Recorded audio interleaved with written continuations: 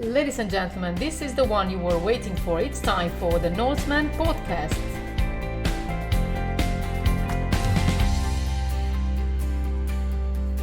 Hello and welcome to XTRI World Tour Meet the Organisers. I'm your host Tanya Branzanik, and in this episode we talk to Dag Oliver, General Manager of NORSEMAN Xtreme Triathlon.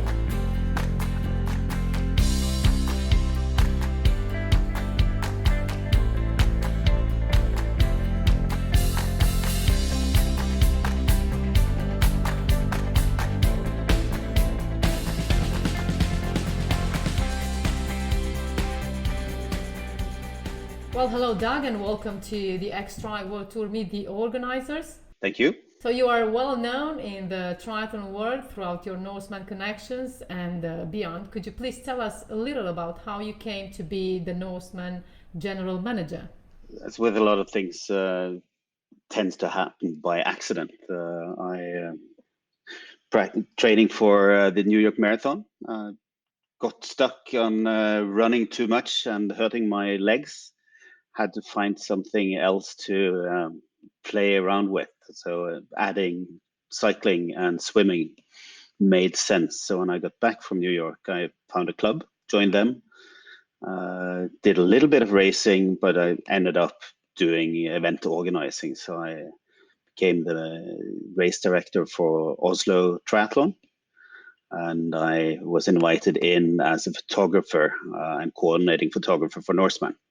So from there, I've been with the NORSEMAN organization for now almost 11 years. Oh, okay. So you've done long distances as well in the triathlon world? I've done half distances. Half distances, okay. So that's enough to understand what the athletes are feeling. That, and I'm married to a two-time Norseman finisher, so that gives me a good impression of what it is. Yeah. So for the uninitiated, what is Norseman?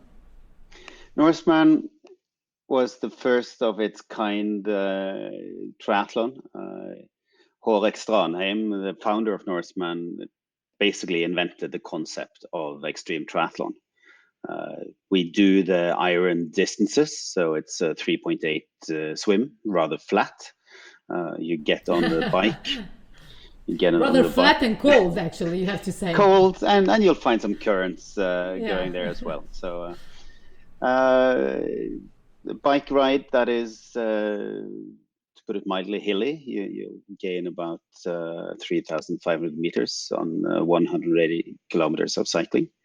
And then we end with the marathon, where you have a semi-flat run for the first 25 kilometers and then do the 1,500 meter climb towards the finish line at Gaustatoppen. So this is year 17 for the event, and this entry cycle saw 4,500 applications for just 250 spots.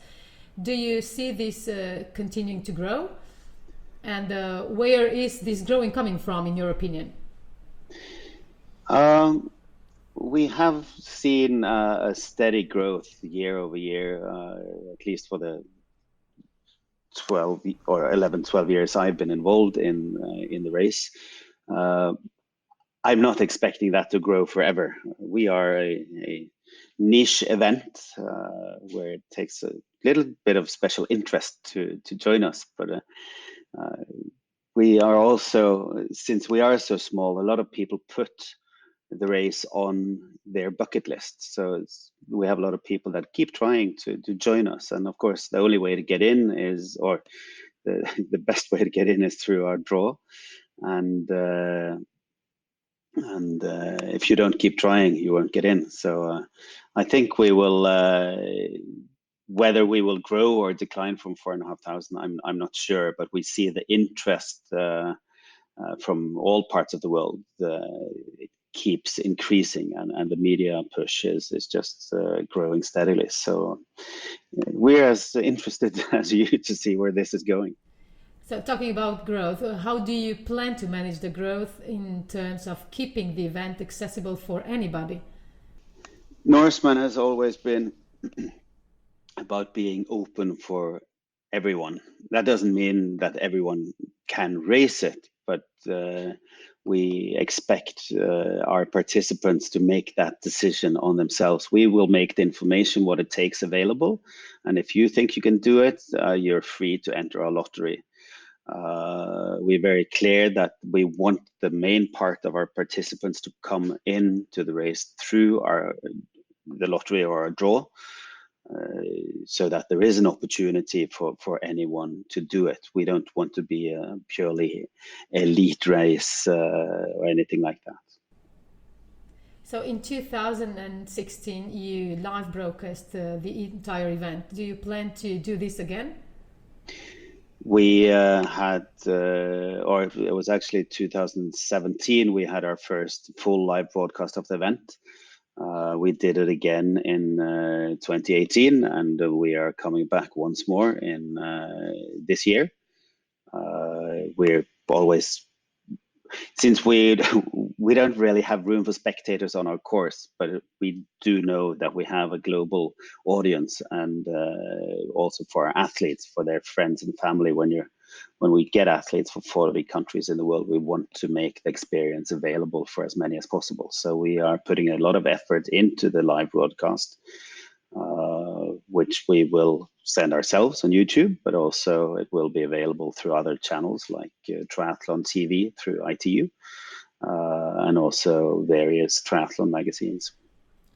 So this year you will host the XTRI World Tour Championship. Could you tell us about this, please? Yes, since this podcast is of course hosted by the XTRI World Tour, I hope most people have picked up on what that's all about. So, but every official XTRI World Tour race gets to send their first and second place male-female winners to Norseman to compete. And this is the first year, of course, with 2019, we'll have our first ever XTRI World Championship. So we're expecting a starting field between 30 and 40 people. They will do the full Norseman race, but they will do this slightly ahead of the main Norseman competition. So there will be XTRI World Championship, and then there will be the normal Norseman race. So could you explain how the XTRI World Tour races now feed into Norseman? So as mentioned, every XTRI World Tour race will send their winners, first and second place, to Norseman, or they will be invited. It needs to be a first or second place. There are no roll downs on this. The so other if there's way, the third place and the first and the second place don't want to participate in Norseman, no way, no chance. No way, no chance. You have to be the first or the second. Okay. Yes, you do. The other way is we have allocated parts of our draw into the other XTRI World Tour races. So every race has a number of slots that they then will have their own draw, the post-race. So if you go to Keltman in Scotland, during their ceremony the day after the race, there will be slots drawn among the Keltman finishers to participate in next year's Norseman. And this is a completely random draw out of the participants, 50% male, 50% female. And this goes for every official XTRI World Tour race. So the final question, are there any exciting new developments or other secrets you want to share with our podcast listeners? For Norseman, we're not very big on the secrets. We like to share what we have when we have it.